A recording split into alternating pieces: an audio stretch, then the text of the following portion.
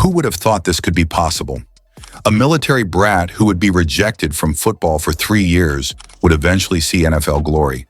And that this same man would become so good at wrestling, alongside icons like Hulk Hogan and Ric Flair, NFL teams would have to write stipulations into contracts to stop him? This is the story of a fifth-round pick at 113 who became one of the most feared pass rushers to ever put on pads. This is the story of a man who refused to be defined by anyone's expectations. This is the story of Kevin Greene. We start at the beginning. Born on July 31st, 1962, in Schenectady, New York, Kevin Darwin Greene was the son of a military colonel. As an Army brat, Greene's early years were spent moving from base to base, his childhood backdrop a constant shifting of landscapes and faces. For 3 formative years, he lived in Mannheim, Germany, before his family finally settled in Granite City, Illinois, in 1976. It was here, at Granite City High School, that Greene's athletic talents began to blossom. Though he would later become synonymous with football, Greene was a true multi-sport athlete, excelling in football, basketball, and track as a high jumper. Over his high school career, Greene likely participated in over 100 sporting events across these 3 disciplines, developing the explosive athleticism that would later terrorize NFL quarterbacks. After graduating high school in 1980, Greene enrolled at Auburn University with military service in his blood. Following family tradition, he entered Reserve Officers Training Corps basic training at Fort McClellan. His football journey, however, started with rejection. Greene's first attempt to walk on to the Auburn Tigers as a punter in 1980 ended in failure, a setback that would have deterred most. But Kevin Greene wasn't most people. 3 years later, in 1983, Greene tried again and made the team as a defensive player. In just 2 seasons at Auburn, Greene recorded 69 career tackles and 11 sacks as an outside linebacker. His senior year performance was so dominant that he led the Southeastern Conference in sacks and won the Defensive Player of the Year award in 1984. While completing his criminal justice degree, Greene also finished his ROTC training, earning a commission as a second lieutenant in the Alabama Army National Guard, the first of approximately 15 to 20 years he would serve, eventually reaching the rank of captain. The professional football world wasn't immediately convinced of Greene's potential. Selected by the Los Angeles Rams in the 5th round, 113 overall, of the 1985 NFL Draft, Greene entered the league with minimal expectations. His rookie season saw limited playing time as he adjusted to the professional level, but Greene's determination was evident. From 1985 through 1987, he played left defensive end in the Rams' nickel defense, finishing second on the team in sacks in both 1986 and 1987. Greene's breakthrough came in 1988 when Fritz Schermer's innovative Eagle 5 linebacker defense unleashed Greene's pass-rushing talents. That season, he exploded for 16.5 sacks, second in the NFL, only to the legendary Reggie White. Greene's impact was game-changing. In one crucial late-season matchup against Joe Montana and the San Francisco 49ers, Greene recorded 4.5 sacks in a single game, helping propel the Rams into the playoffs. This performance alone represented nearly 30% of his season total, showcasing his ability to dominate when it mattered most. The next 2 seasons cemented Greene's status as an elite defender. In 1989, he matched his previous year's production with another 16.5 sacks, earning his first Pro Bowl selection in All-Pro honors. From 1988 to 1990, Greene accumulated an NFL best 46 sacks, averaging more than 15 per season during this dominant stretch. The Rams rewarded his performance with a 3-year, $2.5 million contract prior to the 1990 season, equivalent to approximately $5.3 million in today's dollars, though still vastly undervalued compared to modern pass rusher contracts that can exceed $25 million annually. Then came adversity. In 1991, the Rams changed defensive schemes under new coordinator Jeff Fisher, moving from the 3-4 defense Greene had thrived in since college to a 4-3 alignment. Greene was shifted between 3 different positions throughout the season: right defensive end, left linebacker, and left defensive end.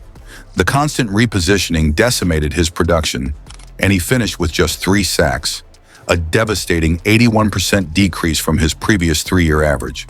While he still managed a career-high 8 tackles for loss, the scheme change had effectively neutralized his greatest strength. When the entire Rams coaching staff was released after the 1991 season, Green found himself at a career crossroads. Under new head coach Chuck Knox in 1992, Green remained in a 4-3 defense, but began to adapt his game. His production rebounded to 10 sacks as he learned to balance pass, rushing with increased coverage responsibilities. Although not at his previous elite level, Green was proving his versatility, likely dropping into coverage on over 150 plays that season, far more than in his pure pass rushing role. Sports Illustrated's respected analyst Paul Zimmerman recognized Green's evolution, selecting him for his annual All-Pro team and noting he had more coverage responsibility than ever before, and he did just fine.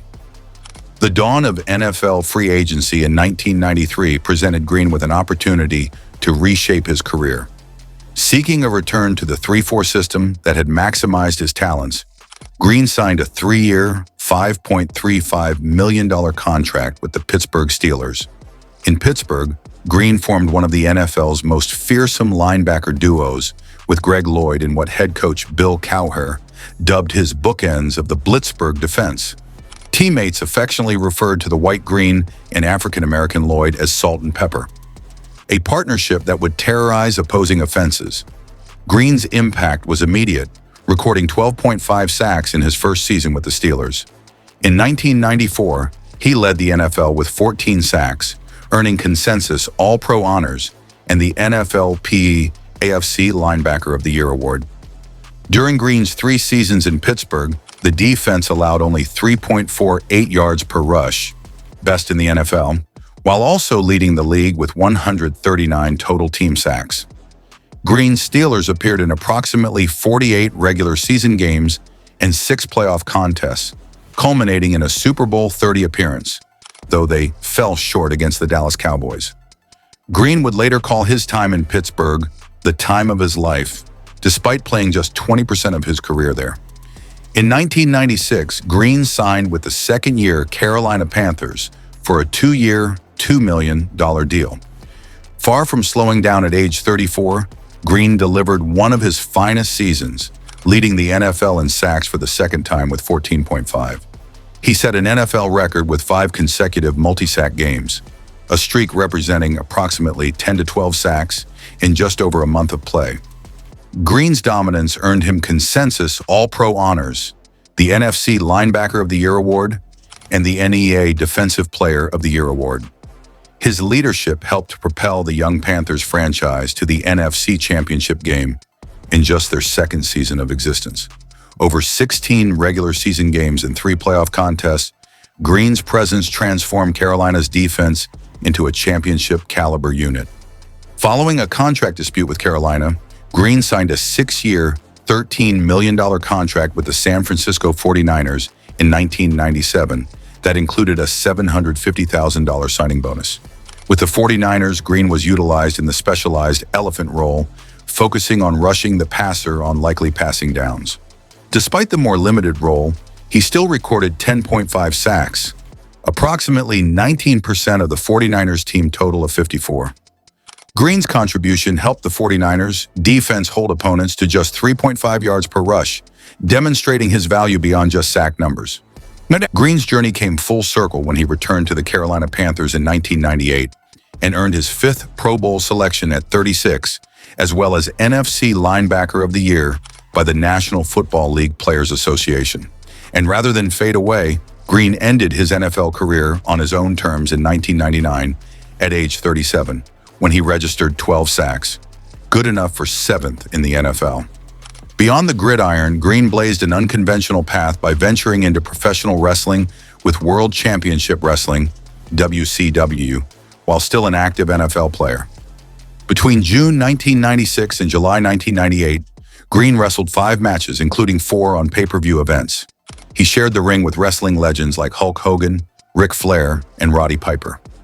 In his first match at the Great American Bash in 1996, Green teamed with Steve McMichael against Ric Flair and Arn Anderson.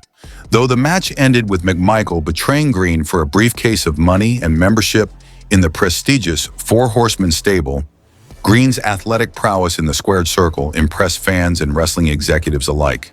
WCW President Eric Bischoff later praised Green's dedication, noting he poured himself into the training for our show, trying to be as good as he could possibly be. Green's wrestling career was eventually curtailed by NFL contract restrictions. Both the 49ers and Panthers included stipulations prohibiting wrestling in his final contracts, costing him potentially hundreds of thousands in additional income from the wrestling organization. After retirement, Green's football journey evolved as he transitioned to coaching. Following an internship with the Pittsburgh Steelers in 2008, Green was hired as the outside linebackers coach for the Green Bay Packers in 2009. Under defensive coordinator Dom Capers, his former coach in Pittsburgh and Carolina, Green helped the Packers transition to the 3-4 defense he knew so well. His coaching tenure reached its pinnacle on February 6, 2011, when the Packers defeated the Pittsburgh Steelers in Super Bowl 45, giving Green the championship that had eluded him as a player.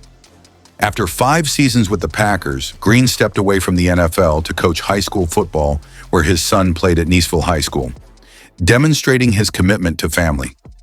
He would return to the NFL as the New York Jets outside linebackers coach from 2017 to 2018, working with approximately 6 to 8 linebackers each season and helping develop the next generation of pass rushers.